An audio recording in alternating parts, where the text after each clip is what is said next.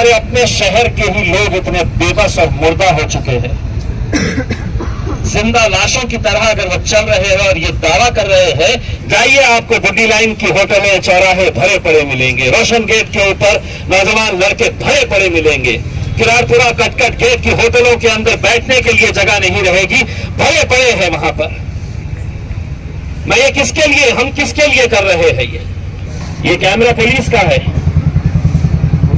ये यहां पर लगाया इसीलिए गया है कि यहां पर बैठने वाले कौन लोग हैं, यहां पर बोलने वाले कौन लोग हैं, क्या यहां पर कोई गलत तरह की बातें हो रही है, क्या किसी शिवसेना के आमदार ने पुलिस को बताया है, पुलिस कमिश्नर को, कि यहां पर गुंडे बैठते हैं, गुंडों का जमावड़ा हो रहा है।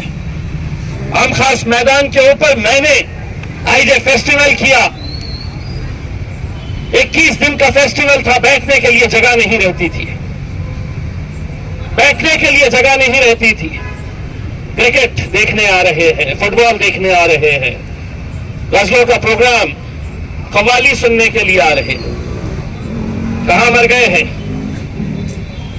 कहां चले गए हैं वो लोग? नहीं, उनको तो अपना सेक्युलरिज्म जिंदा रखना है कि नहीं, मैं गया तो तस्वीर में आ जाऊंगा, मैं गया तो दूसरों की नजरों के अंदर आ जाऊंगा।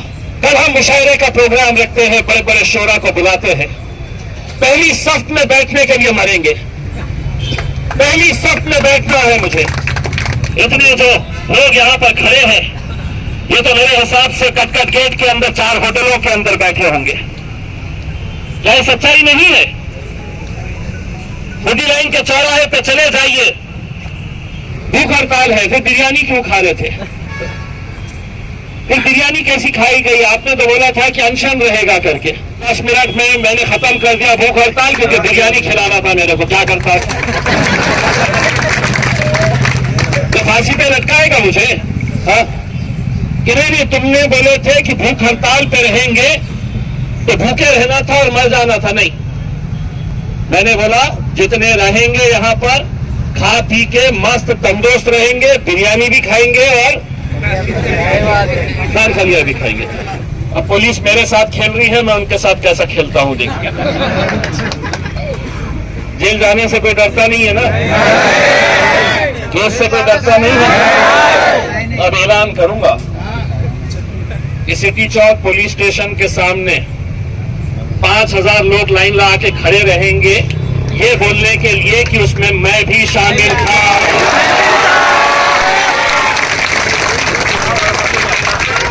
लाइन लगा के खड़े रहेंगे और अनजान कुछ नहीं है।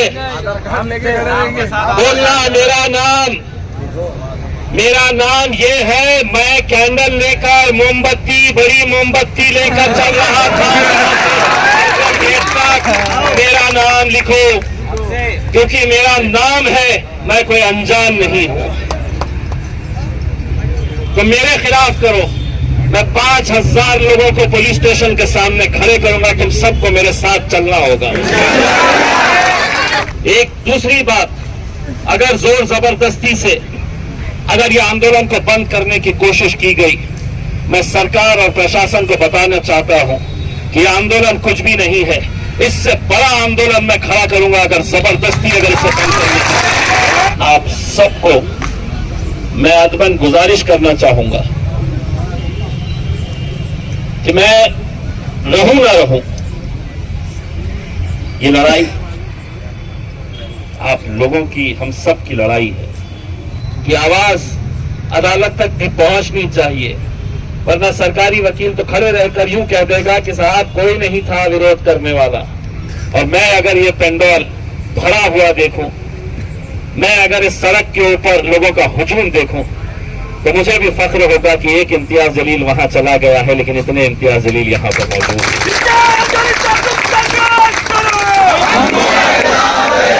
बस आप लोगों से इम्तियाज जलील यही अदबन गुजारिश करना चाहता है कि मेरा सर शर्म से झुकने मत दो। सीधा दो ही लोगों से बात होगी, मोदी, अमित शाह, बस, बाकी और किसी को नहीं। यही 2 लोगों को, अब जब उनको करते हैं तुम्हारे बाप के बाप को हम आगे फिरते हैं तो तुम्हारी क्या है? आज महाराष्ट्र के गृह मंत्री, महाराष्ट्र के उप मुख्यमंत्री देवेंद्र फडणवीस साहब ने मीडिया से बात करते हुए बताया कि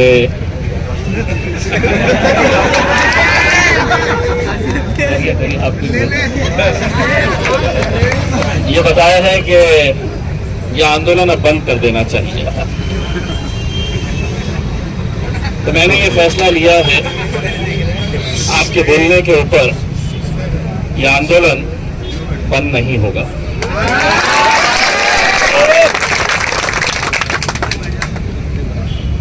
और आपने उस वक्त हमें बोलने का इख्तियार खत्म कर दिए जब अपने कानून की धज्जियां उड़ाते हुए, जब मामला अदालत में चल रहा है तो अदालत का फैसला आने से पहले जब आपने ये पैगाम दे दिया कि हम अदालत को भी नहीं गिनते, अगर आप अदालत को नहीं गिनते तो इम्तियाज जलील भी आपको नहीं गिनता।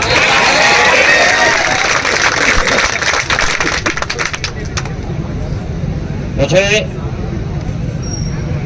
जितनी खुशी है कि आज अल्हम्दुलिल्लाह हम 8 दिन से यहाँ पर बैठे हुए हैं, हर रोज नए नए चेहरे यहाँ पर देखने को मिलते हैं, लेकिन मेरी जितनी उम्मीदें थी ये मुद्दा कोई इम्तियाज जलील के नाम का नहीं है कि मेरा नाम बदल रहा है या किसी शख्स का नाम बदल रहा है, किसी इमारत का नाम बदल रहा है, किसी सड़क का नाम बदल रहा है।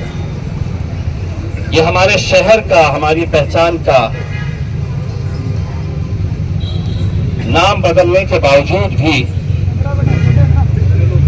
अगर हम देख रहे हैं कि महज कुछ हजारों के अंदर लोग अगर इसे साइन करके दे रहे हैं, महज चंद हजार अगर सिग्नेचर्स वहां तक पहुंचे हैं, तो कहीं ना कहीं मेरे मन में यह सवाल आ रहा है कि इम्तियाज जलील, तुम ये अपना वक्त जाया तो नहीं कर रहे, तुम एक ऐसी लड़ाई तो नहीं लड़ रहे हैं जिसका नतीजा निकलने से पहले ही लोग ये समझ रहे हैं कि हम हार गए हैं। वरना क्या वजह है कि जो जिला अपने खासदार को चुनने के लिए इतनी मेहनत करके 4 लाख वोट दे सकता है, तो वो 4 लाख लोग कहां गायब हो गए हैं, कहां चले गए हैं वो लोग? जिस शिद्दत के साथ, जिस ताकत के साथ, जिस जुनून के साथ, जिस दीवानगी के साथ तुम लोग मुझे जिताने के लिए मेहनतें कर रहे थे, मैंने कल भी ये बात कही थी, आज दोबारा दोहरा रहा हूं। अगर मुझे मौका मिला, सरकार ने मुझसे ये कहा कि तुम्हें खासदारकी चाहिए या औरंगाबाद चाहिए, तो इम्तियाज जलील कहेगा कि मुझे औरंगाबाद चाहिए। लेकिन अगर हमारे अपने शहर के ही लोग इतने बेबस और मुर्दा हो चुके हैं, जिंदा लाशों की तरह अगर वो चल रहे हैं और ये दावा कर रहे हैं कि मैं इंसान हूं, मेरी सांसें चलती है, मैं इंसान हूं, मुझे शक होता है। हम मुर्दा हो चुके हैं, हम जिंदा लाशों की तरह चल रहे हैं, हमारे अंदर लड़ने की क़ुव्वत खत्म हो चुकी है। ये लड़ाई जो हमने लिए हाथों के अंदर, तो मुझे भी नहीं पता था कि कितने लोग आएंगे, क्या लोग बैठेंगे इंडेफिनिट तौर के ऊपर, मुझे नहीं पता था। लेकिन कम से कम 2 ईमानदार लोग, 4 ईमानदार लोग अगर निकले, तो कई सारे लोगों ने अपने शेरों के जरिए बताया कि हम तो अकेले चले थे, काफिला बढ़ता गया, लेकिन उस काफिले की तादाद कितनी है ये भी हमें गौर करने की जरूरत है। मैं हर घंटा मैं यहाँ के ग्रुप्स के ऊपर मैं देखते रहता हूं कि कितने लोग यहाँ पर बैठे हैं, क्योंकि जितने ज्यादा लोग यहाँ पर बैठते हैं मुझ में उतनी ही ताकत मिलती है उनसे लड़ने के लिए। लेकिन अभी जाओ, अभी निकलिए यहां से, हम बंद करते हैं अभी से। जाइए, आपको बुड्डी लाइन की होटलें चौराहे भरे पड़े मिलेंगे, रोशन गेट के ऊपर नौजवान लड़के भरे पड़े मिलेंगे, किरारपुरा कटकट गेट की होटलों के अंदर बैठने के लिए जगह नहीं रहेगी, भरे पड़े हैं वहां पर। मैं ये किसके लिए, हम किसके लिए कर रहे हैं ये? बहुत संजीदगी से हमें इस बात के ऊपर गौर करने की जरूरत है। जैसे ही खबर मिलती है कि मैं आने वाला हूं, मेरे खुद के लोग आधे घंटे के अंदर मौजूद हो जाते हैं। ये मुझे दिखाने के लिए मत आइए, औरंगाबाद के लिए आइए।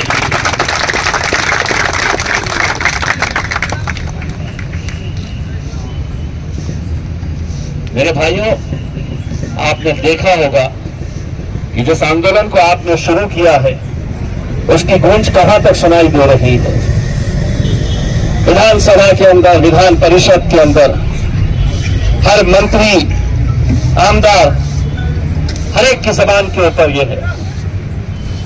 पुलिस प्रशासन, सरकार, हुकूमतें, सेंट्रल गवर्नमेंट पूरी इस बात के ऊपर नजर रखे हुए है। ये कैमरा पुलिस का है, ये यहां पर लगाया इसीलिए गया है कि यहां पर बैठने वाले कौन लोग हैं, यहां पर बोलने वाले कौन लोग हैं, क्या यहां पर कोई गलत तरह की बातें हो रही है, क्या किसी शिवसेना के आमदार ने पुलिस को बताया है, पुलिस कमिश्नर को, कि यहां पर गुंडे बैठते हैं, गुंडों का जमावड़ा हो रहा है। ये देखने के लिए ये सब किया जा रहा है। लेकिन अगर तुम समझेंगे कि नहीं, मैं तो घर में आराम करूंगा, धूप है, मैं क्यों यहां पर आकर बैठ लूं, मुझे धूप में तकलीफ होती है, मैं घर में अपना आराम करूंगा, आप कह दीजिएगा कि नहीं, हमें औरंगाबाद नाम अब नहीं चाहिए। 10 मिनट लगेंगे हमें ये मंडप निकालने के लिए, अपने अपने घरों को चले जाएंगे। आपके दिल में क्या रहेगा मुझे नहीं मालूम, लेकिन इम्तियाज जलील के दिल के अंदर ये जिंदगी भर ये बात रहेगी कि कोई मेरा साथ दिए ना दिए, लेकिन इम्तियाज जलील, तूने ईमानदारी के साथ मेहनत करी थी, कोशिश करा था तूने। क्या वजह है कि आज मुशायरे का कार्यक्रम रख लीजिएगा। अभी हुआ था कुछ दिन पहले, भरा पड़ा था, हॉल भरा पड़ा था, बैठने के लिए जगह नहीं थी, मुशायरा चल रहा था, शेर व शायरी सुनना है। आम खास मैदान के ऊपर मैंने आईजे फेस्टिवल किया, 21 दिन का फेस्टिवल था, बैठने के लिए जगह नहीं रहती थी, बैठने के लिए जगह नहीं रहती थी। क्रिकेट देखने आ रहे हैं, फुटबॉल देखने आ रहे हैं, गजलों का प्रोग्राम, कव्वाली सुनने के लिए आ रहे हैं। कहां मर गए हैं, कहां चले गए हैं वो लोग? क्या इन बातों को संजीदगी से गौर करने की जरूरत नहीं है? और हम इसे संजीदगी से नहीं ले रहे हैं, इसीलिए अब सरकार को भी लग रहा है ये कितने दिन बैठेंगे, कितने दिन बैठेंगे, कितने दिन लड़ेंगे। तो हमारी जिम्मेदारी नहीं है कि हम घर घर जाए, फॉर्म भरे, जो लोग नहीं भर रहे, क्या यहां पर इस पेंडोल के अंदर पढ़े लिखे, बड़े अच्छे अच्छे डॉक्टर्स, बड़े अच्छे अच्छे वकील, बड़े अच्छे अच्छे प्रोफेशनल्स, कितनों को देखा है आपने? नहीं, उनको तो अपना सेक्युलरिज्म जिंदा रखना है कि नहीं, मैं गया तो तस्वीर में आ जाऊंगा, मैं गया तो दूसरों की नजरों के अंदर आ जाऊंगा। तुम यहां नहीं आकर हमारी नजरों के अंदर गिर जा रहे हैं, तुम हमारी नजरों से गिर रहे हैं तुम। वरना चलिए, कल हम मुशायरे का प्रोग्राम रखते हैं, बड़े बड़े शोरा को बुलाते हैं, पहली सफ में बैठने के लिए मरेंगे, पहली सफ में बैठना है मुझे।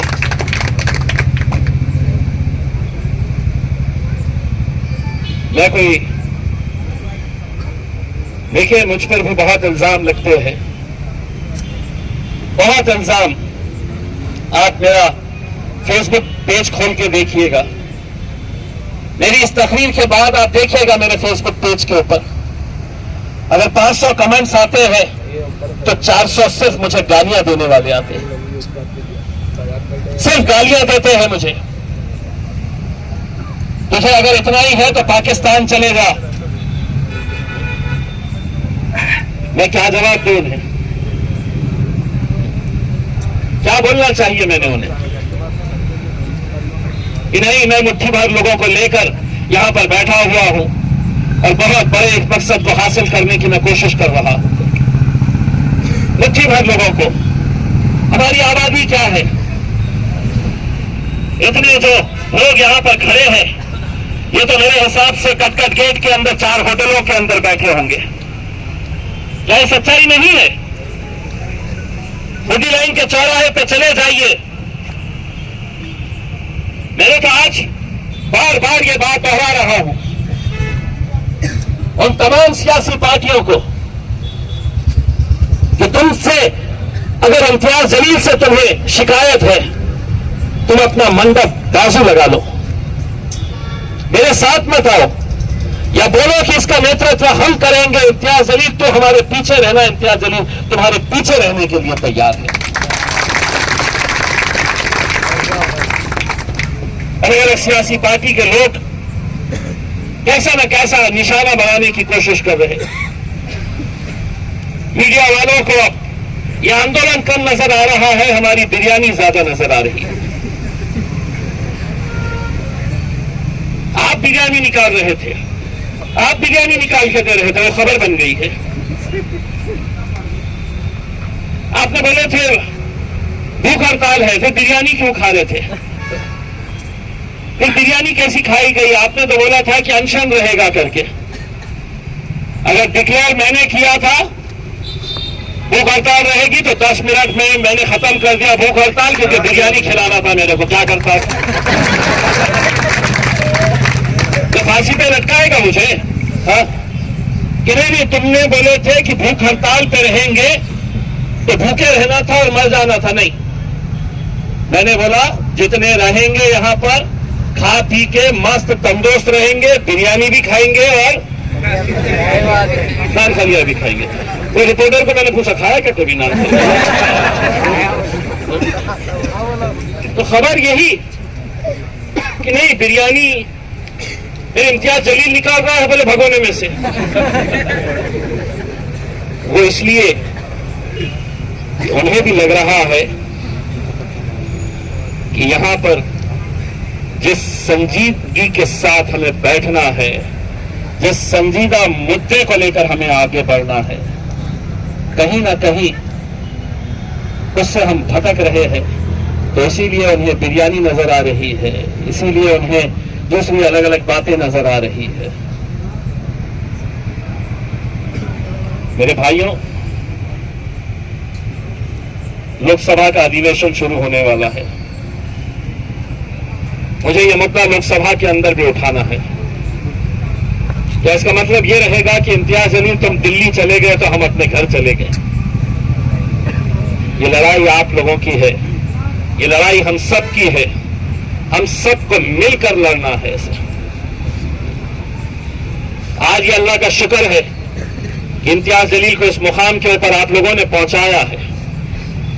लेकिन क्या अगर मैं यहां का सांसद नहीं रहता, खासदार नहीं रहता, मेंबर ऑफ पार्लियामेंट नहीं रहता, यकीन मानिए जितनी ताकत के साथ यहां पर खड़ा हुआ हूं, अगर एमपी नहीं भी रहता तो उतनी ही ताकत के साथ अपने औरंगाबाद को बचाने के लिए खड़े रहता। इतने गालियां, इतने ताने सुनने के बावजूद भी लोग मुझसे कहते हैं कि साहब आपकी इमेज अलग है, आप क्यों इस तरह से इस मुद्दे को, कोई नहीं साथ दे रहा है आपका, कोई सियासी पार्टी आपका साथ नहीं दे रही है, उसके बावजूद आप क्यों यहां पर बैठे हुए हैं? हम कैंडल मार्च का लेकर चले गए, 1,500 लोगों के ऊपर केस, इम्तियाज जलील के साथ जिन जिन के नाम याद आ रहे थे 29 लोगों के नाम के साथ 1,500 अनजान व्यक्तियों के ऊपर केस रजिस्टर हुआ। आप लोग सब कैंडल मार्च में थे?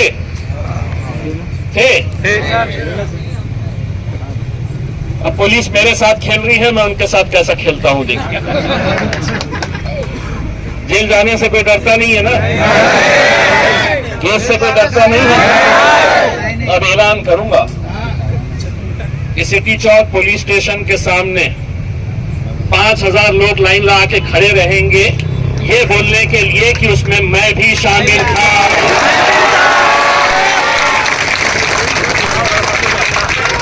लाइन लगा के खड़े रहेंगे और अनजान कुछ नहीं है। बोलना मेरा नाम ये है। मैं कैंडल लेकर मोमबत्ती, बड़ी मोमबत्ती लेकर चल रहा था। मेरा नाम लिखो, क्योंकि मेरा नाम है, मैं कोई अनजान नहीं हूं। तो मेरे खिलाफ करो, मैं 5000 लोगों को पुलिस स्टेशन के सामने खड़े करूंगा। तुम सबको मेरे साथ चलना होगा। जमहूरियत के अंदर हमें इख्तियार नहीं है कि हम आंदोलन नहीं कर सके। सारे कानून तुम्हारे लिए बने हुए, तो तुमने जो बोल दिया सो बोल दिया, और हमने खामोशी के साथ सर झुकाकर, जी साहब आपने बोल दिए हैं, अब आंदोलन वापस करो। तो अब इम्तियाज जलील कहेगा हाँ हाँ हाँ, आप तो गृह मंत्री है, आपका सुनूंगा मैं। अरे चलिए, आपके जैसे कितने आए और कितने गए हैं। जनता जिसके साथ रहती है, हुकूमत उनके साथ रहती है। और औरंगाबाद की जनता इस मुद्दे के ऊपर एक है, एक ताकत के साथ खड़ी हुई है। एक दूसरी बात, अगर जोर जबरदस्ती से अगर यह आंदोलन को बंद करने की कोशिश की गई, मैं सरकार और प्रशासन को बताना चाहता हूं कि आंदोलन कुछ भी नहीं है। इससे बड़ा आंदोलन मैं खड़ा करूंगा अगर जबरदस्ती अगर इसे बंद करने की। हम इस बंगाल के अंदर बैठे हैं, हमारा जमहूरी इख्तियार है, अधिकार है हमारा। ये कई ऐसे आंदोलन इसी जिलाधिकारी दफ्तर के सामने यहां पर होते हैं, कई कई दिन तक चलते हैं, कई दिन तक, कई महीनों तक डिविजनल कमिश्नर ऑफिस के सामने, कलेक्टर ऑफिस के सामने चलते हैं। और हम किसके लिए? हम अपने जाति किसी काम के लिए नहीं बैठे हैं, हम अपनी पहचान को बचाने के लिए यहां पर बैठे हुए हैं। मेरे भाइयों, मुझे भी मालूम है, पहले दिन जब बैठे तो बहुत सारे लोग बैठे, दूसरे दिन सुबह जोश में बहुत सारे लोग आए, दूसरे दिन उनकी तादाद घटी, तीसरे दिन घटी। फिर अब्दुल्ला भाई को किसी ने तंज मारकर कहा कि वहां पे तो लोग ही नहीं है, तो उन्होंने जवाब दिया 4 लगेंगे करके। लेकिन आप ये सोचिएगा कि आप यहां पर जब बैठते हैं तो जिलाधिकारी के दफ्तर के अंदर खिड़कियों से लोग झांक कर देखते हैं कि कितने लोग बैठे हुए हैं करके। आईबी के लोग डेली अपनी रिपोर्ट देते हैं केंद्र सरकार को, राज्य सरकार को, कि आंदोलन बढ़ता जा रहा है या घटता जा रहा है। आपके जोश को देखकर वो अपनी रिपोर्ट तैयार करते हैं कि ये सिर्फ हुल्लड़बाजी करने के लिए आए हैं, ये सिर्फ तमाशा बनकर आए हैं यहाँ पर कि क्या तमाशा चल रहा है देखें। ये सही मानों में इनके अंदर एक बेचैनी है, एक तकलीफ है, एक दर्द है कि नहीं, मुझे इसके खिलाफ लड़ना है, डट के खड़े रहना है। आप सबको मैं अदबन गुजारिश करना चाहूंगा कि मैं रहूं ना रहूं, ये लड़ाई आप लोगों की, हम सब की लड़ाई है। हम सबको मिलकर इसको, हमें भी मतलब सुप्रीम कोर्ट के अंदर हमने अवैसी साहब के जरिए सुप्रीम कोर्ट के कुछ अच्छे लॉयर्स के साथ मीटिंग हमने रखवाई है दिल्ली में, उनके साथ हम डिस्कस करेंगे। लेकिन मैं बार बार जो बात कहता हूं, जो लोग मुझसे ये कहते हैं कि क्या हो गया है, क्या होगा, सरकार ने निकाल दिया है, ये आंदोलन की गूंज अदालत तक भी पहुंचनी चाहिए। ये आंदोलन की आवाज अदालत तक भी पहुंचनी चाहिए, वरना सरकारी वकील तो खड़े रहकर यूं कह देगा कि साहब कोई नहीं था विरोध करने वाला, हंसी खुशी लोगों ने कबूल कर लिया, हमने जब नोटिफिकेशन निकाला कोई सड़क पर नहीं आया, कोई आंदोलन नहीं हुआ, किसी तरह का किसी ने कोई विरोध नहीं किया। क्या होगा फिर? और लोग कहते हैं कि नहीं क्या होगा, क्या हासिल कर लेंगे, आप यहां पर बैठे हुए हैं, दिन दिन भर बैठे हुए हैं करके। मैं कितनों को कैसी कैसी बातें समझाऊंगा, मैं कितना समझाऊंगा, मुझे कोई शौक नहीं है। यहाँ के कोई हमारे जो जिम्मेदार यहाँ पर दिन भर मेहनत कर रहे हैं वो ऐसे ही अपना वक्त जाया नहीं कर रहे हैं। कहीं ना कहीं अदालत का फैसला भी इस आंदोलन से जुड़ा हुआ है। अदालत को भी यह पता चलना चाहिए कि हजारों की तादाद के अंदर रोज इकट्ठा होते हैं लोग, दिनों रात बैठे हुए हैं, पूरी मुहिम वो चला रहे हैं, पूरे अमन के साथ वो कर रहे हैं, उनके अंदर नाराजगी है। ये मैसेज जाना बहुत जरूरी है। मैं सिर्फ आप लोगों से यही कहूंगा कि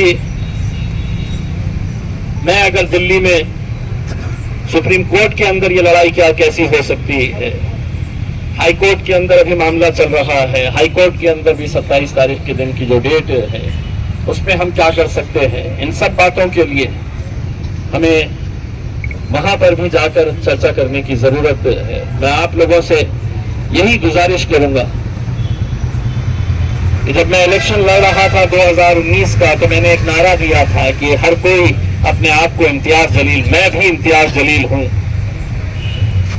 मैं अगर दिल्ली में बैठकर अगर कोई तस्वीर देखूं कि यहां पर महज 8, 10, 20 लोग बैठे हुए हैं तो मुझे बहुत तकलीफ होगी इस बात की।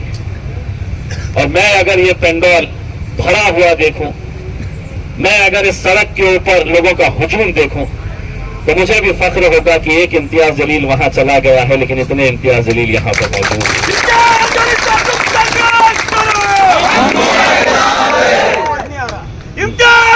तुम संघर्ष करो। मुझे कितनी खुशी होती है जब वो लोग चाय यहाँ पर लेके आके चाय बांट रहे हैं, कोई खाने की जिम्मेदारी ले लिया है कि साहब आज मैं खाना खिलाऊंगा करके। ये भी एक तरह की एक खिदमत कर रहे हैं उन बच्चों के लिए जिन्होंने अपना कारोबार छोड़कर यहाँ पर आकर बैठे हैं। आज हमारे ही बीच में लोग कहते हैं कि साहब कल का खाना मैं भेज रहा हूं करके।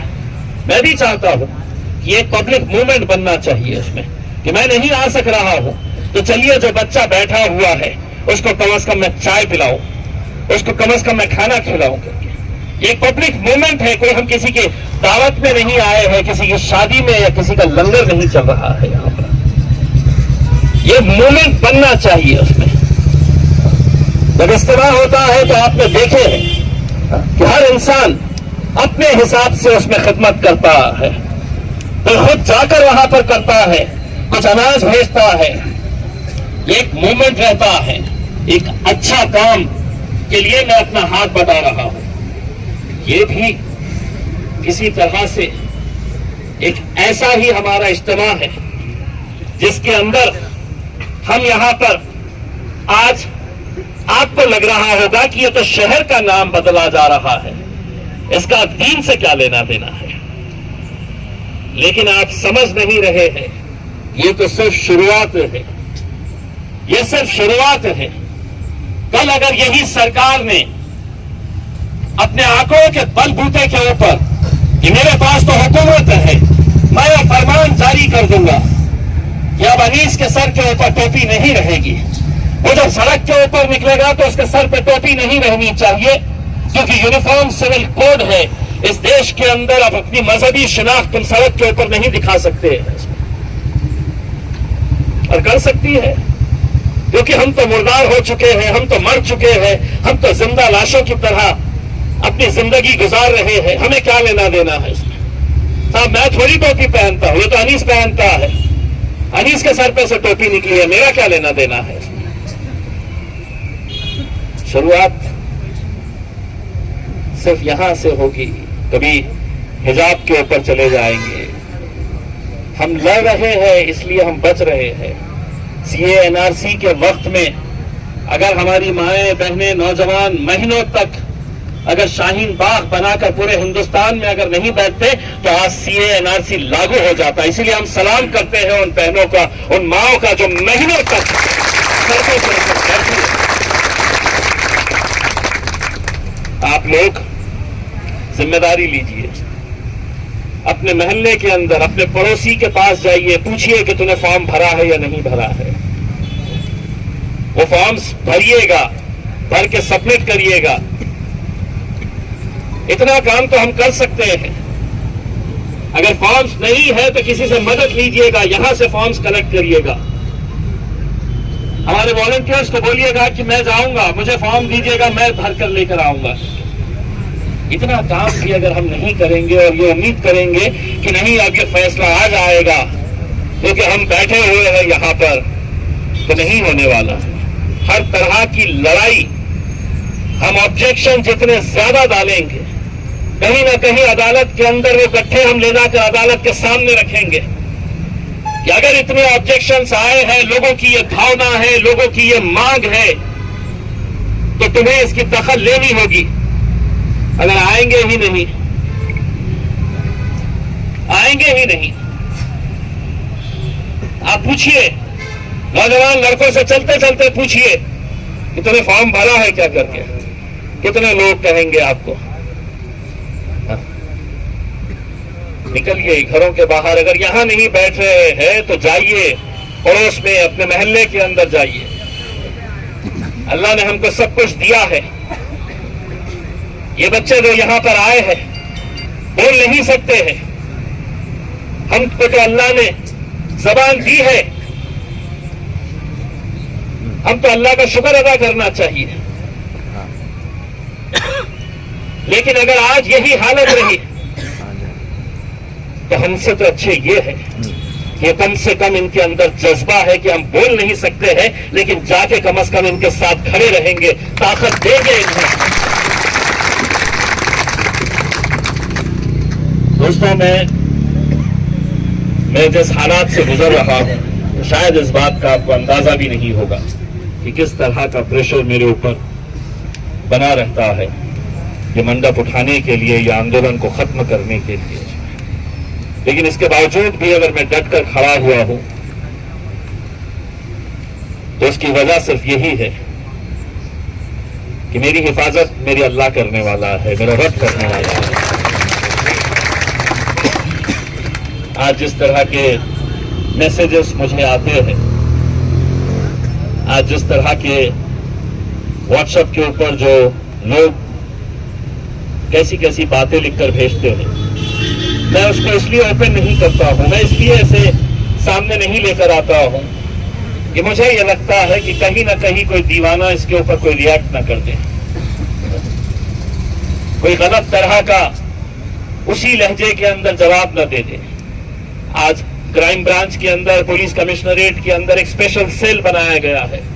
एक स्पेशल सेल पूरी तरह से काम कर रहा है कि सोशल मीडिया के ऊपर इस बारे में कौन कैसा बयान दे रहा है करके।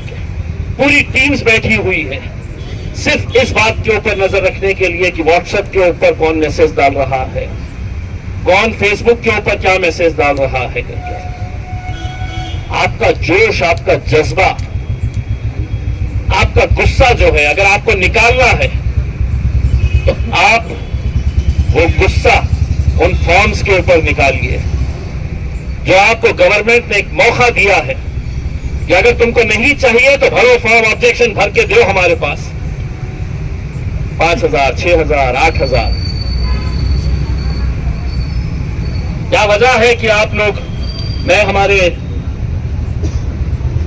पठानी में जो बैठे हुए हैं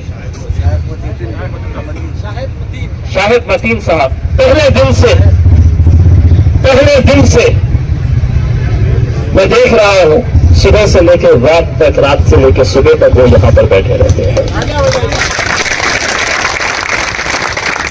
मैं कभी मिला नहीं था उनसे, लेकिन उनको जब भी देखता हूं तो उनके लिए इज्जत बढ़ जाती है, क्योंकि आप जैसे लोगों का जज्बा ही इंशाअल्लाह हमें कामयाबी की तरफ लेकर जाएगा। अगर वो बैठ सकते हैं तो आपके में क्या तकलीफ है, मुझे ये बताइए। जागने की रात, बड़ी रात आई तो हम मोटरसाइकिलों के ऊपर निकलते हैं, रात रात भर जागते हैं, हम करते हैं ये सब चीजें। मैं आज बहुत तकलीफ के साथ यहां पर आया, बहुत दुख लेकर इस बात के लिए आया मैं कि अगर हम इतनी आसानी के साथ अगर ये लड़ाई को हम हार की तरफ अगर लेकर जा रहे हैं तो उसके लिए कोई और जिम्मेदार नहीं रहेगा, हम खुद उसके लिए जिम्मेदार रहेंगे। हमें सोचने की जरूरत है कि हम क्या चाहते हैं आखिर। बस आप लोगों से इम्तियाज जलील यही अदबन गुजारिश करना चाहता है कि मेरा सर शर्म से झुकने मत दो। हर रोज सुबह उठता हूं तो मीडिया वाले आ जाते हैं कुछ ना कुछ पूछने के लिए। कल ये ना कहे कि इम्तियाज जलील तुमने तो बड़े फखर के साथ कितना बड़ा पेंडॉल लगाया था, जाकर देखो वहां पर कितने लोग बैठे हुए हैं करके। वो वक्त मत आने दीजिएगा, क्योंकि ये अल्लाह की तरफ की बात है कि आप लोगों की मेहनत की वजह से आज आपने इम्तियाज जलील को उस ऐवान के अंदर भिजाया है जहां पर 550 लोग इस देश को कैसा चलाया जाए इसका फैसला करते हैं। कल 2024 के अंदर मुझे मालूम है कि ये पूरे के पूरे एक साथ मिलने वाले हैं, पूरे के पूरे एक साथ जाने वाले हैं और सबके निशाने के ऊपर सिर्फ मैं रहने वाला हूं। लेकिन उसके बावजूद भी मैं ये कहता हूं कि मुझे अगर औरंगाबाद मिल गया और उसके बावजूद मैं अगर हार गया तो मुझे उस हार के अंदर इतनी तकलीफ नहीं होगी। मेरा औरंगाबाद जीतना चाहिए, मेरा शहर, मेरा जिला जीतना चाहिए, वो नाम जीतना चाहिए। इज्जत का और जिल्लत का देने वाला तो खुदा है। नहीं रह के भी बहुत सारी इज्जत अल्लाह अगर देना चाहा तो दे सकता है। बस आप लोगों से यही अदबन गुजारिश है कि मैं परसों दिल्ली जाऊंगा। कल का एक दिन संडे है, बहुत सारे लोगों के पास छुट्टी होती है, कारोबार बंद होते हैं। उसमें आप अपना वक्त निकालिए, जितने ज्यादा रजिस्ट्रेशन हो सकते हैं वो रजिस्ट्रेशन करिए। अबुल हसन साहब ने खुद ने कितने हजारों की तादाद के अंदर रजिस्ट्रेशन करवाए हैं, बहुत सारे लोगों ने करवाए हैं। हमारे कॉर्पोरेटर्स को भी मैं ये बताना चाहूंगा, पूछना चाहूंगा कि कितने अपने अपने लेवल के ऊपर काम किए जा रहे हैं। हर एक की जिम्मेदारी समझ के इस काम को आगे बढ़ाइएगा, इंशाअल्लाह यकीनन हमें कामयाबी मिलेगी। यहाँ पर आके जब बैठता हूँ और बहुत सारे नौजवानों को सुनता हूँ, इतना अच्छा बोलते हैं। कहाँ है वो छोटे से साहब, चले गए माशाअल्लाह से। इन्हीं लोगों को सुनकर मुझे भी बोलने का अल्हम्दुलिल्लाह होना रहा है कि इतना अच्छा ये लोग बोलते हैं इसमें। लेकिन 2 दिन चूंकि विधानसभा को छुट्टी है, मुंबई के जितने भी नेता है 2 दिन यहीं पे आ गए हैं, तो अब 2 दिन उनके बस सिर्फ इम्तियाज जलील ही लगने वाला है इसके अंदर। उसकी फिक्र मत करिएगा। उसमें अभी कोई मीडिया वाले साहब मुझे सुना रहे थे कि ये नेता या आमदार साहब ने आपके बारे में ऐसा कहा है, उसके बारे में मैं बहुत ज्यादा छोटे मोटे चिल्लर चल रहे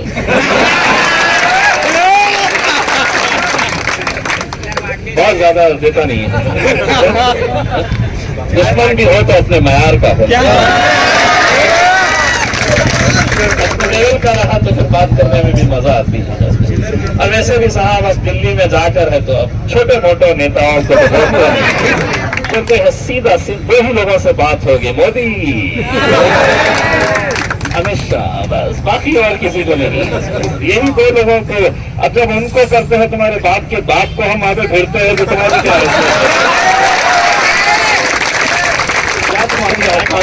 है कि हम तुम्हारे को गिनेंगे करके, हम उनको नहीं गिन रहे हैं। तुम क्या चीज है किस खेत की मिली। खैर अल्हम्दुलिल्लाह बहुत बहुत आप लोगों का शुक्रिया और उम्मीद करता हूँ मैं कि मेरी बातों को आप संजीदगी से लेंगे, एक भाई की तरह, एक भाई की हैसियत से, एक दोस्त की हैसियत से, एक आपके चाहने वाले की हैसियत से आप लोग इसको संजीदगी से लेंगे और कल ही आप लोग ये दिखा देंगे कि हमने ये आंकड़ा किस तरीके से बढ़ाए है, फॉर्म्स भरने का, यहाँ पर बैठने का और ये आंदोलन को जारी रखने का। बहुत बहुत शुक्रिया।